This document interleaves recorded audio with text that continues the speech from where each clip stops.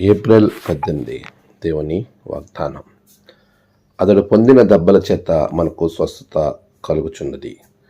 యెషయా గ్రంథము 53వ అధ్యాయం 5వ వచనం. మన ప్రభువైన యేసుక్రీస్తు నామములో మీ అందరికీ ఉదయం శుభాలు తెలియజేస్తున్నాను. ప్రియులారా, ఎలా ఉన్నారు? అంత క్షేమంగా ఉన్నారు కదా? ఈ 39వ దినము లెంట్లో మనమందరం పరిశుద్ధ శుక్రవారం, మంచి శుక్రవారం మనం జరిగించుకుంటున్నాం. యేసుక్రీస్తు ప్రభుల వారు మరణాన్ని ధ్యానం చేస్తున్నాం.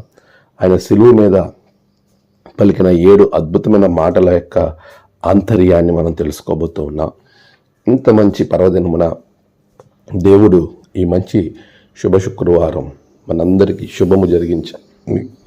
ఆయన అద్భుతమైనటువంటి ఆశీర్వాదాలు మీ అందరికి కలగాలని మనస్ఫూర్తి కోరుకుంటూ, ఈ శుభ శుక్రవార అద్భుతమైనటువంటి దీవెనలు మీకు, మీ కుటుంబానికి కలుగును గాక. ఆమేన్. ప్రియులారా, ఎలా ఉన్నారు? అంత క్షేమంగా ఉన్నారా? దేవుని మహాకృపను బట్టి మనము దేవుని యొక్క మరణాన్ని ధ్యానం చేస్తూ ఆ మరణంలో దాగి ఉన్న అద్భుతమైన ఆశీర్వాదాన్ని మనం పొందుకోవడానికి దేవుడు మనకిచ్చిన రక్షణ ప్రణాళికను ధ్యానం చేసే ధన్యత ప్రభు మనకు అనుగ్రహించాడు. యెషయా గ్రంథం 53వ అధ్యాయం 5వ వచనాన్ని మనం ఆలోచన చేస్తున్నప్పుడు, ఆయన దెబ్బలు మనకి స్వస్థతను కలిగించాయి. అద్భుతమైనటువంటి ఆశ్చర్యమైన స్వస్థత, రక్షణ ప్రణాళికలో ఆత్మీయమైనటువంటి స్వస్థతను మనకి ఇవ్వడమే కాదు, శారీరకమైన స్వస్థతను ఆయన దెబ్బలు మన ఒంటిలో మీద ఉన్న గాయాలను మాన్పింది అనే విషయాన్ని మనం ఆలోచన చేయాలి. ఈ రోజున నీవు నేను స్వస్థత పొందుకున్నాము అంటే, నీవు నేను అద్భుతంగా ప్రభు యొక్క ప్రేమను రుచి చూడగలుగుతున్నామంటే నీ కొరకు, నా కొరకు ఆయన పొందిన దెబ్బలే. ఈ విషయాన్ని ఎప్పుడూ మనం మర్చిపోకూడదు. ప్రభు పొందిన ప్రతి దెబ్బ మన జీవితానికి ఆశీర్వాదము అనే విషయాన్ని ఆలోచన చేయాలి. ఆయన ఒంటిపైన దాదాపుగా 39 కొరడా దెబ్బలు మాత్రమే కాదు ఆయన తిన్నది, దానికి మించి అనేకమైన దెబ్బలు ఆయన తిన్నారు అని పరిశుద్ధ గ్రంథములో మనము జ్ఞాపకం చేసుకోవడం కాదు, దేవుని యొక్క వాక్యములోనే కాకుండా చరిత్రకారులు చెప్పే మాటలను మనం ఆలోచన చేస్తే, ఆయన అనేకమైనటువంటి దెబ్బలను తిని మన కొరకు రక్షణను అనుగ్రహించాడు అనే విషయాన్ని మనం జ్ఞాపకం చేసుకోవాలి. ఈ రోజున పిల్లరా, ఆయన మన కొరకు అనేక రకాలైనటువంటి అవమానాలు పొందాడు.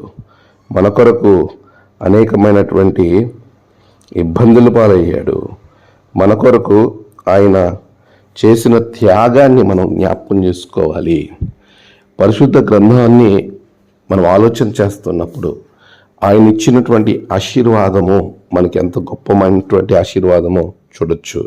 150 పెద్ద దెబ్బలు ఆయన తిన్నాడని, అంతేకాదు దేహం పైన 882 దెబ్బలు ఆయనకి తగినట్లుగా, 120 సార్లు ఆయన తిన్నట్లుగా, 120 మంది 120 సార్లు ఆయన ముఖం మీద ఊసినట్లుగా, 3 మేకుల మీద ఆయనను సిలువలో వేలాడదీశారు.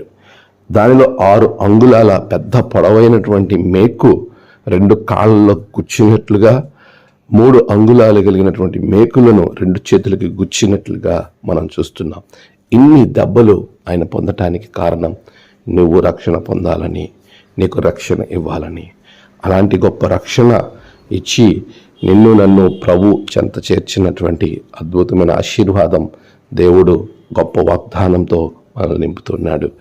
ఆయన దెబ్బల మీద మనకి స్వస్థ, అదే నీకు నాకు దేవుడిచ్చాడు. దానిని పట్టుకోండి, దాన్ని పొందుకోండి. ప్రభు రాజ్య వారసులుగా దేవుడు మిమ్మల్ని చేయనుగాక. ఆమేన్. ప్రార్థన. సర్వశక్తిమంతుడా, గొప్ప దేవానికి వందనాలు. ఈ పరిశుద్ధ శుభ శుక్రవారం నీ దెబ్బల వలన మాకు కలిగిన స్వస్థతను మేము జ్ఞాపకం చేసుకున్నాం. అలాంటి గొప్ప ఆశీర్వాదం మాకు ఇచ్చారు, నీకు వందనాలు. ఈ దినము నీ బిడ్డలను బహుగా దీవించండి, ఆశీర్వదించండి. నీ 7 మాటల ధ్యానాలు బిడ్డల జీవితాల ఆశీర్వాదకరంగా ఉంచండి. నేడు జన్మదినము, వివాహ దినము, ఆయా విశేష దినములు జరుపుకున్న బిడ్డలను బహుగా దీవించండి. తమ ప్రియులను కోల్పోయిన వారి కుటుంబాలకు ఆదరణ, నెమ్మది దయచేసి దినదీవులతో నింపమని యేసు నామమున ప్రార్థించి వేడుకొంచున్నాం తండ్రి. ఆమేన్. తండ్రి, కుమార, పరిశుద్ధాత్మ త్రియేక దేవుని దీవెన మీకు తోడుగా ఉండి నడిపించును గాక. ఆమేన్.